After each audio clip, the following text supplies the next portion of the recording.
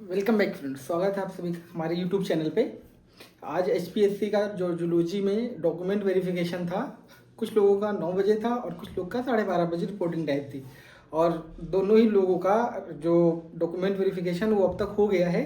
जैसा कि मैंने पहले वीडियो में बताया था, जब बॉटनी का डॉक्यूमेंट वेरिफिकेशन हुआ था तो उसमें क्या क्या चीज़ें हुई थी, इसमें भी वही सेम चीज़ें हुई थी। आपके नाम से एक फ़ाइल बनी हुई थी, उस फाइल में क्या हुआ, आपकी डिटेल्स थी। आपको एक फॉर्म फिल करा दिया सबसे पहले, जिसमें आपको अपनी डिटेल इंटर कर देनी थी कि आपने हाई स्कूल में कितने परसेंट, इंटर में कितने परसेंट, या बीए बीएससी ग्रेजुएशन में कितने परसेंट है, मास्टर्स में आपके कितने परसेंट हैं, और जो आपका नेट सर्टिफिकेट है, स्कोर कार्ड है, वो कब का है और आपका कट ऑफ कितना गया था। हाँ, वो एक चीज़ ज़्यादा जोर दे के पूछ रहे थे कि आपका जो नेट है वो किस कैटेगरी में है, या कि आपका अनरिजर्व में है या जनरल में है।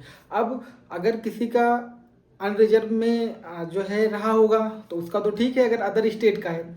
लेकिन अगर कोई अदर स्टेट का है और ओबीसी में उसका सर्टिफिकेट हो और सब्जेक्ट नॉलेज टेस्ट उसका क्वालिफाई हो गया हो डॉक्यूमेंट वेरिफिकेशन में, तो उन्होंने उनकी फाइल पे क्या कर दिया है, एक लिख दिया है आपको कि मे बी अलाउड।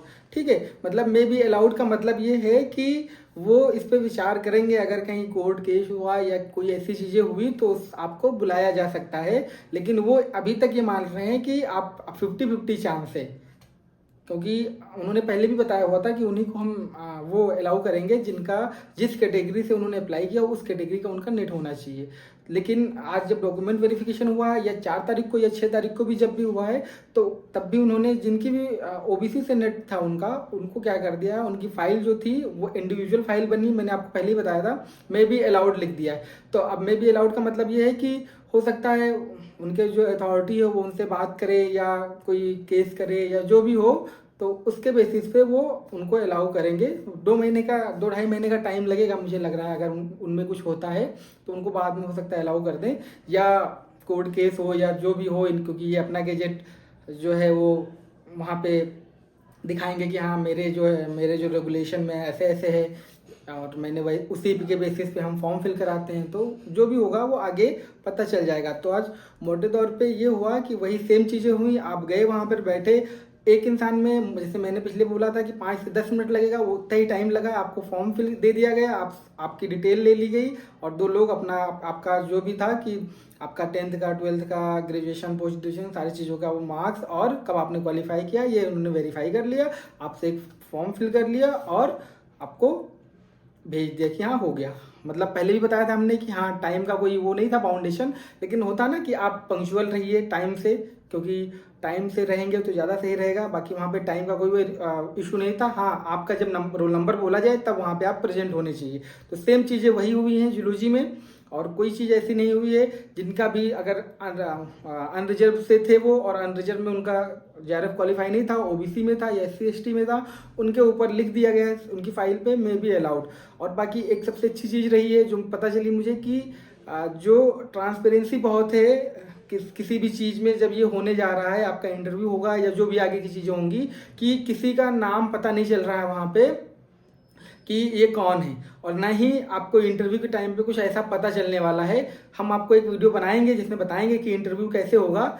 जो सुनने में ये आया है कि जो इंटरव्यू होगा उसमें आपको एक यूनिक आईडी दे दी जाएगी, आपका नाम पता कुछ किसी को पता नहीं होगा, और वो यूनिक आईडी उन लोग को दी जाएगी जो लोग इंटरव्यू के लिए क्वालिफाई किए होंगे। जो लिस्ट आएगी अभी अभी आ जाएगी थोड़े टाइम में, उस इंटरव्यू में उन लोगों का नाम होगा जो लोग क्वालिफाई किए होंगे, और उन लोगों को वो जो यूनिक आईडी है वो ऑनलाइन नहीं मिलेगी। वो यूनिक आईडी जब वहाँ पे वो इंटरव्यू देने जाएंगे, जब वो रूम में एंट्री कर देंगे, उसके बाद वो यूनिक आईडी मिलेगी। यूनिक आईडी में वो क्या करेंगे, एक आपको आईडी कार्ड दे देंगे और वो आईडी कार्ड आपके ऊपर लगा देंगे, मतलब, और उसी के बेसिस पे आपका इंटरव्यू होगा। उस यूनिक कार्ड में क्या होगा, एक कुछ कुछ डिजिट का नंबर होगा, 10 डिजिट या 8 डिजिट या 6 डिजिट जो भी हो, उस डिजिट का नंबर होगा, और उस नंबर में आपको वो देखेंगे कि किसी को कुछ नहीं पता चलेगा कि हाँ ये कौन है, बस वो केवल डिजिट नंबर होगा, वही आपको शो होगा। और सुनने में ये भी आया है कि जब इंटरव्यू होगा तो वहाँ पे ये भी नहीं पता चलेगा आपका कि नाम क्या है, पता क्या है, आपने कहाँ से अपनी स्कूलिंग की है, कहाँ से आपने जो है कॉलेज है आपका, कहाँ से आपने जो है पीएचडी करा है, ये सब कुछ नहीं पता चलेगा उनको। वो एक यूनिक आईडी पता होगी जो आपके इंटरव्यूअर होंगे। और सुनने में ये भी आया कि 4 मेंबर होंगे, 4 मेंबर की कमेटी होगी जो इंटरव्यू लेगी आपका।